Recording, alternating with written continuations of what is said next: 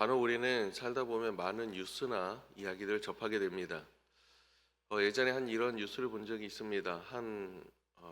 강아지, 개가 뭐 어린 아이를 문다든지 혹은 어떤 상해를 입힌다든지 이러한 일들이 발생을 하는데, 과거에 제가 어렸을 때 들었을 때에는 이 개가 사람을 물게 되면 그 개를 죽인다라는 그러한 말을 많이 들은 적이 있습니다.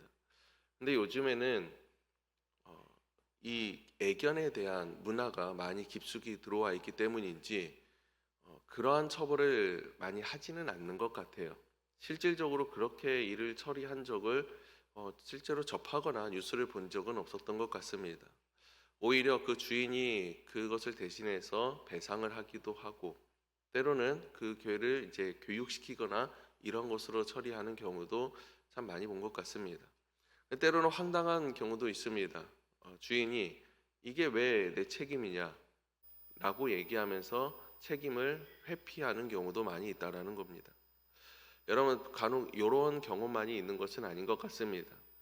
때로는 내가 키우던 개뿐만이 아니라 때로는 내 자녀, 때로는 내 주변에서 일어났던 수많은 일들에 대해서 나와는 무관한 일이다라고 생각을 하고 넘어가는 경우, 때로는 나의 책임을 회피하는 경우가 너무나도 많이 있는 것 같습니다. 여러분, 우리 신앙인들에게도 때로는 그렇습니다. 주변에 있는 수많은 사람들이 여러분 믿음을 갖지 않고 죽음을 향해서 달려가고 복음을 듣지 못하여서 하나님을 알지 못하고, 그들이 하나님의 복음을 통해 생명을 얻을 수 있음에도 불구하고 그 복음을 접하지 못하고 교회에 나오지 못하고 하나님을 믿지 못하는 것에 대해서 우리는 아무런 책임이 없는 듯 그것을 외면하고 책임을 회피하는 경우가 너무나도 많은 것 같습니다. 그렇지 않습니다. 우리는 그것을 책임을 회피할 수 없을 것 같아요. 하나님께서 우리를 향해서 말씀하시지 않겠습니까? 먼 훗날 내가 하나님 앞에 섰을 때 너는 무엇을 하다 왔니? 라고 말씀하실 때 여러분 뭐라고 말씀하시겠습니까? 때로는 5달란트 그리고 3달란트 2달란트 그리고 1달란트를 준 그 종들에게 이야기하잖아요. 그 많은 것을 가지고 나는 많은 것을 또 하나님 앞에 그 주인에게 드리는 종이 있는가 반면, 그것을 그대로 땅에 묻어두고 그대로 가져온 사람도 분명히 있을 것입니다. 하나님께서 우리에게 먼저 믿게 하신 이 믿음 그리고 복음은 그저 내 마음속에 그대로 묻어두고 살아가라고 주신 것이 아니라는 거예요.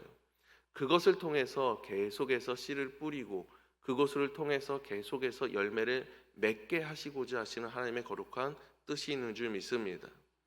내 주변에 여러분 아직 믿지 않은 사람이 있다면 그 책임은 누구에게 있습니까? 나에게 있습니다. 나 자신에게 있다는 사실 여러분 늘 기억하시길 간절히 소망합니다. 먼저 믿은 자, 먼저 복음을 받은 자에게는 책임이 있습니다.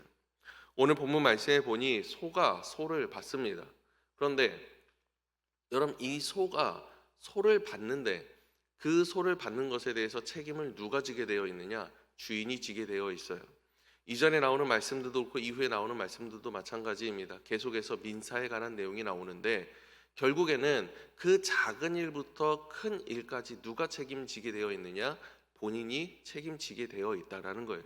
왜냐하면 그 소는 내가 기르는 것이고 내가 그것을 교육시켜야 되고 내가 그것을 정확하게 잘 관리해야 되는 의무가 있기 때문이에요. 이전에 나오는 말씀에 보면 구덩이가 있는데 그 땅의 구덩이 안에 그 구덩이에 어떠한 짐승이 빠져서 다치게 되고 상해하게 되면 그 구덩이를 판 사람 그리고 그 땅의 주인이 그것을 배상하게끔 되어 있어요. 작은 생물로부터 그리고 자신이 가지고 있는 물질 때로는 미생물까지도 그 땅까지도 주인이 그 모든 것을 책임지게 되어 있다라는 것입니다. 여러분 이것은 민사에 관한 이야기들이지요. 작은 것들이지요.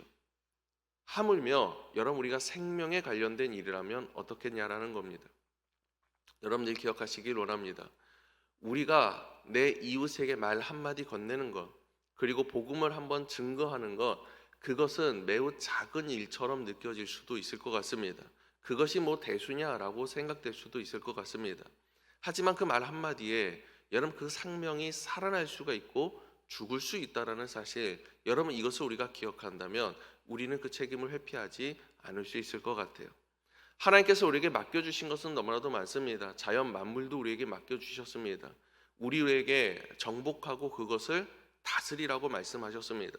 내 자녀를 우리에게 맡겨주셨습니다. 잘 양육해야 되고 하나님의 말씀과 복음과 지혜로서 잘 양육해야 될 필요가 있습니다. 때로는 내 가정을 나에게 맡겨주시고 내가 서 있는 수많은 땅들을 나에게 맡겨주셨습니다. 뿐만이 아닙니다. 내 이웃을 나에게도 맡겨주셨다라는 겁니다. 여러분, 내게 맡겨주신 것들이 너무나도 많습니다. 한번 주위를 둘러보시기 바랍니다.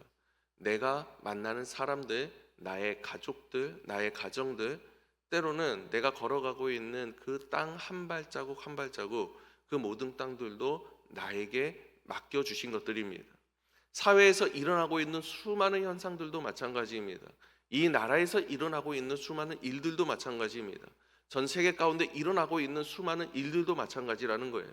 그것이 나와 하등 관계없는 것이라고 치부해버린다면 여러분 관계없는 것이 될 수도 있을 것 같아요. 하지만 우리가 할 수 있는 일들이 있지 않습니까? 내 이웃에게는 복음을 증거할 수 있지만 저 먼 곳에는 나는 아무것도 할 수 없는데요. 아니요, 나에게 주신 가장 큰 무기가 있지 않습니까? 단 한 번이라도, 단 1초라도 우리는 기도할 수 있다라는 거예요. 내가 서 있는 이 땅을 위해서, 이 나라를 위해서 내가 기도할 수 있고요. 그리고 전 세계를 위해서 나는 기도할 수 있다라는 겁니다. 그때 하나님께 나에게 말씀하시지 않겠습니까? 내가 너에게 복음을 맡겼는데, 내가 너에게 기도할 수 있는 입을 주었고 내가 그 능력을 너에게 주었는데 너는 무엇을 하다 왔느냐?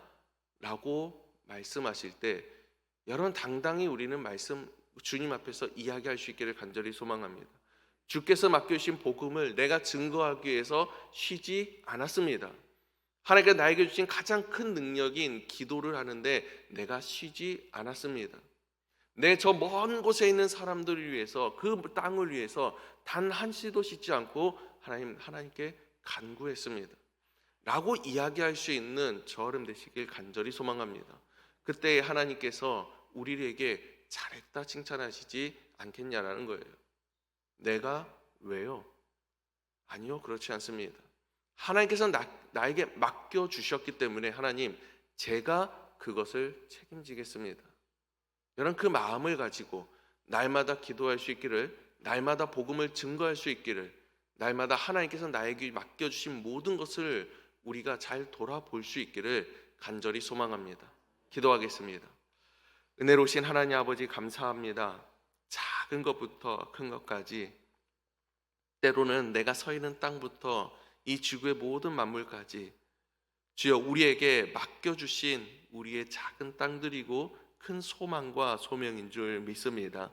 이제는 그 모든 것을 향해서 이제는 간구하며 기도할 수 있는 자 되게 하시며 책임감을 가지고 내 이웃과 내 가정을 잘 돌아보며 우리가 함께 복음을 증거하는 데 앞장설 수 있는 주의 귀한 백성들 될 수 있도록 축복하여 주시옵소서. 살아계신 예수님의 이름으로 기도드렸습니다. 아멘.